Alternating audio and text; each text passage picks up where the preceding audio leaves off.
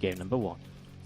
To the bottom left-hand side of Newkirk Precinct, we're going to be setting things up with our Blue Protoss player from Dust Gaming, his new team. It is Hush. And to the bottom right side of the map, our red Terran player is KeeN.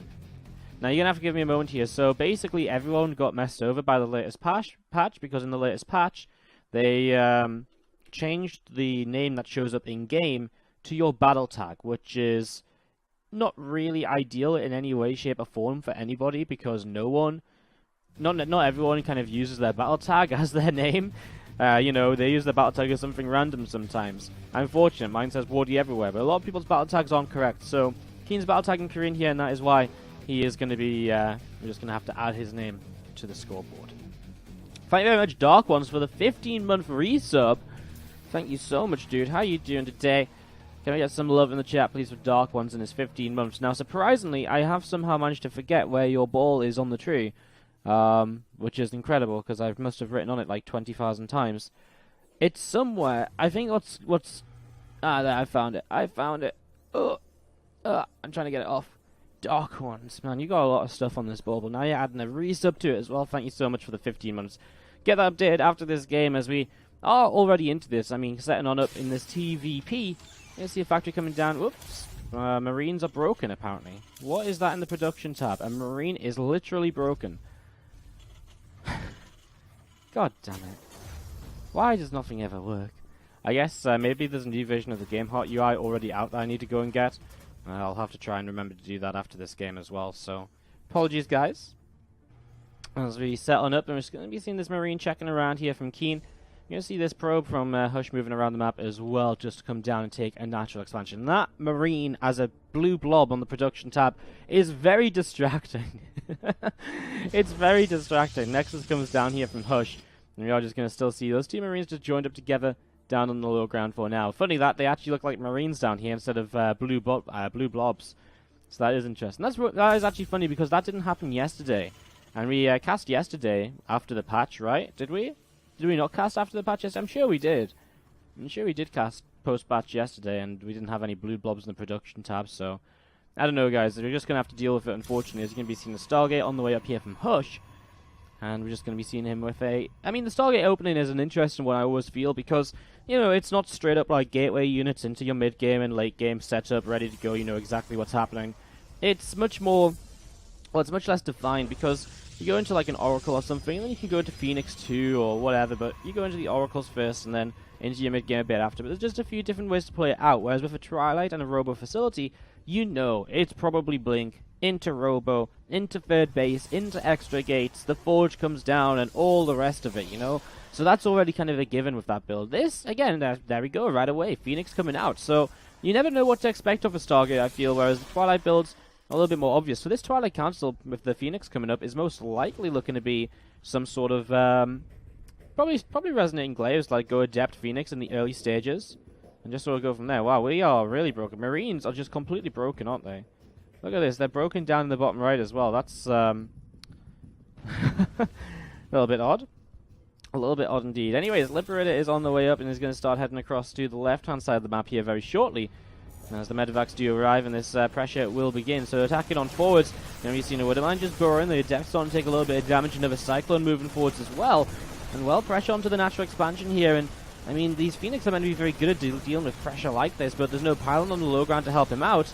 And he's only still on one gateway. He is indeed, and that's going to hurt because he's just not going to have that much production to utilize.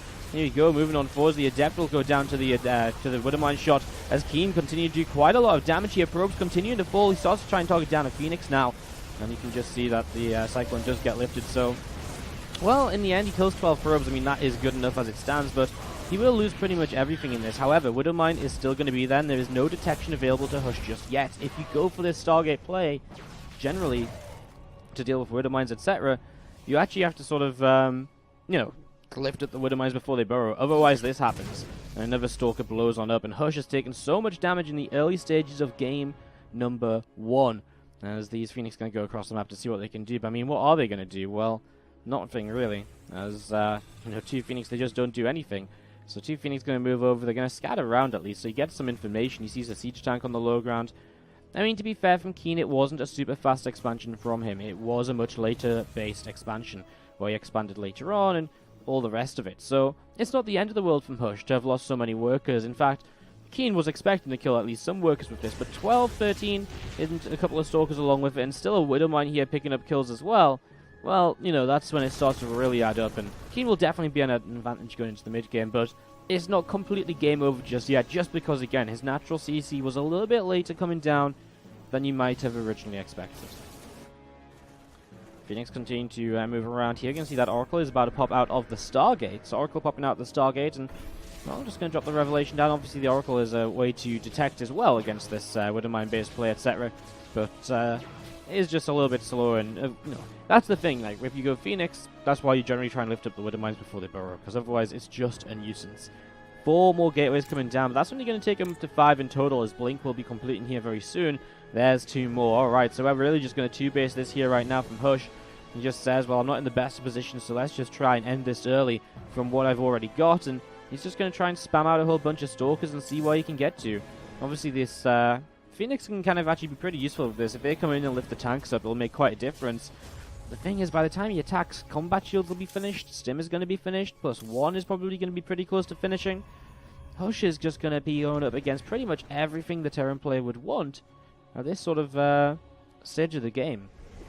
So these Phoenix still just joining up together, and again, 3 more gateways just finishing here in the very near future. A couple of Medivacs continue to pop on out as well.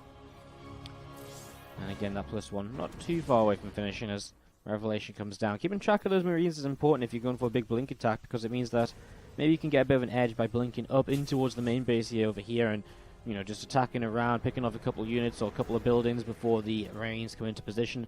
And then you can decide whether you blink away or whether you continue on. Another gate coming up as Stalkers will be getting ready to move across the map here very shortly. Again, no robo facility, so the only kind of reinforcement he has is this pylon and this gateway here, and that is going to be very important for him. And we're just going to be seeing these Phoenix and the Oracle. We'll lift up this Marine, wants to try and deny vision for our Terran player for as long as possible, of course. So just trying to deny vision for as long as possible, as Stalkers still gathering up together and Hush just moving towards the upper right-hand side, and we'll begin to warp in towards this right-hand side of the map right now. But man, I mean, 4 tanks, lots of Marines, I mean, a couple of Marauders now in production as well. That's going to help out a lot. And again, all of those upgrades are finished. Stim pack, combat shields, +1 attack. Does feel as though KeeN has just done a little bit too much to be far enough ahead right now. Nice blink forwards though, actually picking off a few Marines here early. I feel as though he should have got a little bit more than that. Tanks do finish besieging. High ground vision given by the Phoenix. And Revelation on the supply depot as well will act as high ground vision to blink on up if you would like to. Looks as though he's just going to go for a straight up attack though. Tanks are going to unsiege. We're actually going to be seeing KeeN starting to push out into this. So here we go. Depths will shade forwards. The Phoenix again, they're going to be aiming to lift up those siege tanks. Marines will want to try and target them down. Here we go. The tanks get a couple of shots off to begin with as the Marines get the Marines just get to work and everything disappears. Hush's army disintegrates. GG. KeeN is going to win game number 1 of this tomorrow, and that will be our content for the day. We actually in the evening are going to have an OSC event, an OSC I think Community Open, so $100 cup. That'll be starting up at 11 PM CT, so a bit later than we usually cast, and we'll be bringing that to you guys tomorrow night. So make sure you watch out for that basically. Team League tonight as well from 6:30 PM CET. We will be bringing you guys all of the action from teams such as Invasion Esports, Red Bloods EC Visualize, Team Expert, and Tree Sport. That's our matches tonight. Tree Sport versus Expert kicks us off at 6:30 PM CET. At 8:30 PM CET, we kick things off with Invasion Esports versus Red Bloods EC Visualize. So lots of action basically over the next few days here on the stream, and lots for you guys to watch out for. So let me just swap KeeN's name around here. There we go. Let me just reposition it slightly. It's just ever so slightly out of position, man. That bugs me. There we go. That'll do. Beautiful. Alright. It's the skins.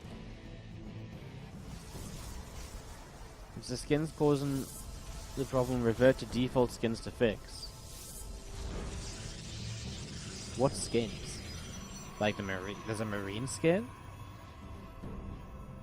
How do I revert to default skins? I can't do that, can I? I have to tell the players to set it. Right? I guess. I don't really know.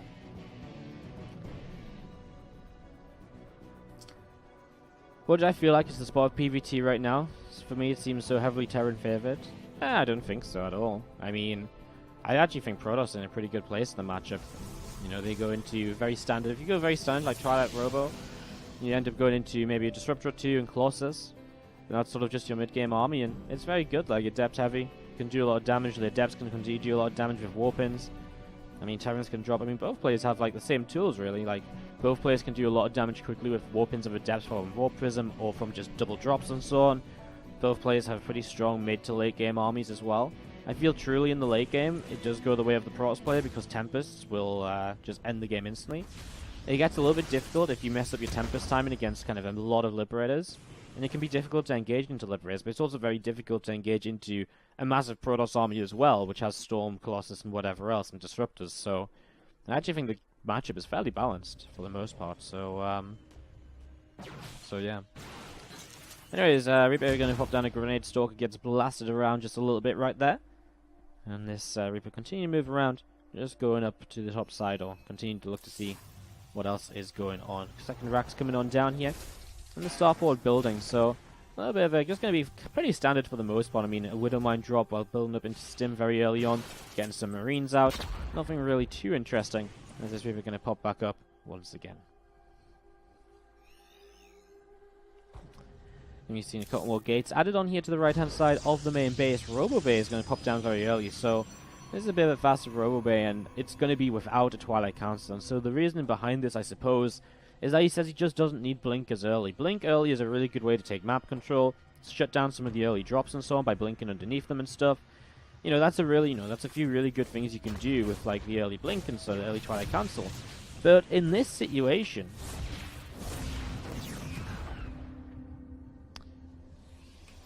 it's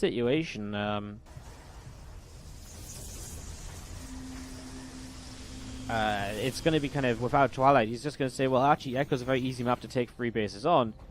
And if you do, if you go, take 3 bases, and you don't need the Twilight, and you can just go into fast attack on the Robo, well, that's obviously pretty great as well. So that's exactly what he's aiming for. Widowmine will come down the left-hand side of the map.